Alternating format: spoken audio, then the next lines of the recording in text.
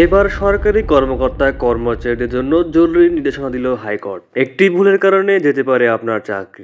Hello বন্ধুরা, আশা করি সবাই ভালো আছেন, সুস্থ আছেন। এবার কিন্তু সরকারি কর্মকর্তা কর্মচারীদের জন্য একটি জরুরি নোটিশ প্রকাশ করা হয়েছে ইতিমধ্যেই। তো অনেকেই বিষয়টি আপনারা জানেন, আবার অনেকেই জানেন না। তো যারা এখনো নিউজটি শোনেননি তাদের জন্য ভিডিওটি। তো অবশ্যই ভিডিওটি শেষ পর্যন্ত দেখার চেষ্টা করবেন। আমি আপনাদের এই ভিডিওতে জানিয়ে দেব সরকার কি জরুরি নোটিশ প্রকাশ করেছে এবং কি কি নির্দেশনা দিল সে বিষয়েও আলোচনা করব এবং আপনাদের সবকিছু দেখিয়ে দেব।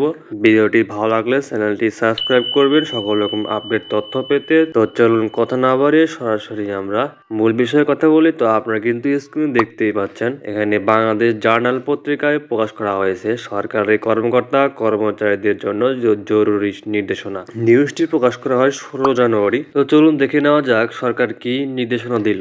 সামাজিক যোগাযোগ মাধ্যম ব্যবহার করে বিভিন্ন স্ট্যাটাস ও ডকুমেন্ট শেয়ারের ক্ষেত্রে সরকারি কর্মকর্তা কর্মচারীদের সতর্কতা অবলম্বনের পাশাপাশি সংশ্লিষ্ট বিধিমালা অনুযায়ী এর সুষ্ঠু ব্যবহার নিশ্চিতের আহ্বান জানিয়েছে জনপ্রশাসন মন্ত্রণালয়। বৃহস্পতিবার 16 জানুয়ারি মন্ত্রণালয়ের ওয়েবসাইটে এ সংক্রান্ত একটি বিজ্ঞপ্তি প্রকাশ করা হয়। উপসচিব জামিলা শবনমের সই করা ওই বিজ্ঞপ্তিতে বলা হয়, উপযুক্ত বিষয় ও সূত্রের পরিপ্রেক্ষিতে ইদানিং লক্ষ্য করা যাচ্ছে সরকারি প্রতিষ্ঠানে কর্মরত কিছু সংখ্যক কর্মকর্তা কর্মচারী সামাজিক যোগাযোগ মাধ্যমে তাদের ব্যক্তিগত অ্যাকাউন্টে সরাসরি প্রতিষ্ঠানের সামাজিক যোগাযোগ মাধ্যম ব্যবহার নির্দেশিকা 2011 অনুযায়ী পরিহারযোগ্য বিভিন্ন বিষয়ে পোস্ট দিচ্ছেন বা বিভিন্ন ডকুমেন্ট শেয়ার করছেন এবং ব্যক্তি প্রতিষ্ঠান কিংবা সরকারকে বিব্রত করে স্ট্যাটাস দিচ্ছেন যা সরকারি কর্মকর্তা কর্মচারীদের জন্য সার্ভিস রুলস পরিপন্থী ও অগ্রহণযোগ্য আচরণ। এতে আরও বলা হয়, প্রজাতন্ত্রের দায়িত্বশীল সরকারি কর্মকর্তা হিসেবে এ ধরনের কর্মকাণ্ড আচরণবিধি লঙ্ঘনের শামিল। অনেক ক্ষেত্রে জাতীয় নিরাপত্তার জন্য ক্ষতিকর এবং সরকারি কর্মচারী শৃঙ্খলা ও আপিল বিধিমালা 2018 অনুযায়ী অসদাচরণের পর্যায়ভুক্ত অপরাধ।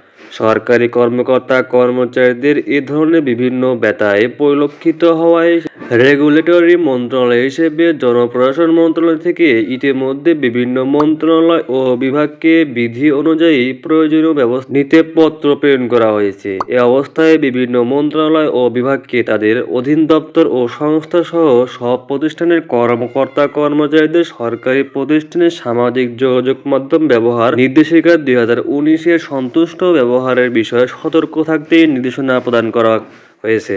এই বিষয়ে সংশ্লিষ্ট কর্মকর্তা কর্মচারীর বিরুদ্ধে সরকারি কর্মচারী আচরণ বিধিমালা 1979, সরকারি প্রতিষ্ঠানের সামাজিক যোগাযোগ মাধ্যম ব্যবহার নির্দেশিকা 2019 এবং সরকারি কর্মচারী শৃঙ্খলা ও আপিল বিধিমালা 2018 অনুসারে বিধি অনুযায়ী প্রয়োজনীয় ব্যবস্থা নিতে নির্দেশক্রমে অনুরোধ করা হচ্ছে।